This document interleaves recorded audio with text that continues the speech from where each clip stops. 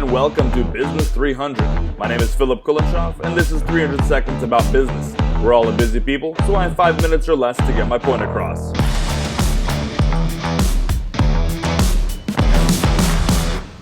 Unlike these 5-minute episodes, conditions and circumstances in the business world change in a way that requires our adaptation.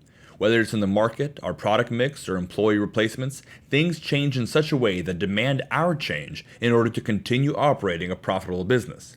But for a variety of reasons, many business owners have a difficult time accepting change in circumstance.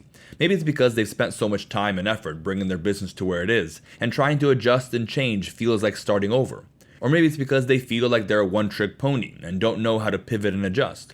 Or maybe it's because they've invested so much time into fixed processes and machines that adjusting anything will kill the business.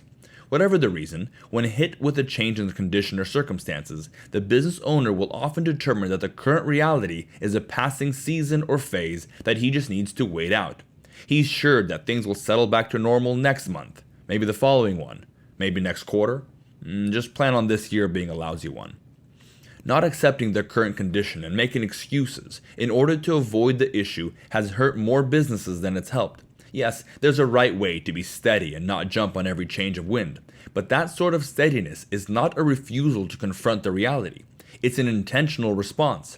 That business owner fully understands the weight of a change of circumstance and intentionally chooses to persevere in the same direction. If the wind changes direction and he still believes the place he was going to is a better future for his company, he takes out the oars and starts to row. He still has an adequate response even if he doesn't change course. A steady, differentiated leader who doesn't jump at every bark is not closing his eyes at the problem, he's just tackling it a different way. But that typically is not the case. Too often, business leaders have a failure of nerve amongst changing circumstances and continue in their passive coast, waiting for the wind to change directions. They're getting further and further from their goal, but continue hoping that things will change on their own to get them back on track.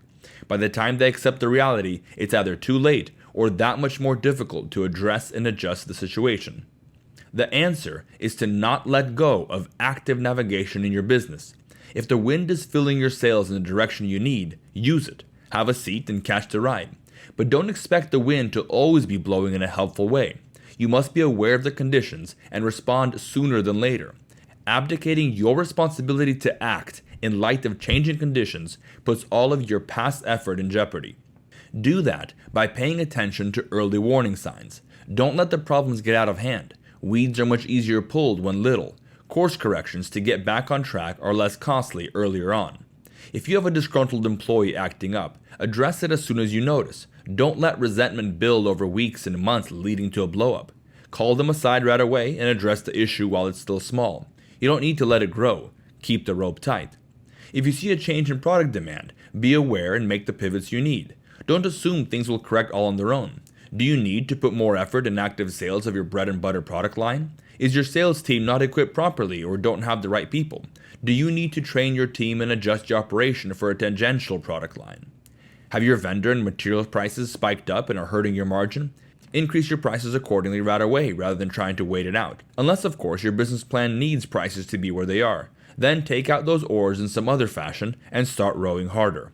The point is, don't passively wait for things to correct on their own. They almost never do. A business owner must be actively navigating his business. That means paying attention and responding intentionally to warning signs early on. Change hits all of us. It's what we do with it that makes the future.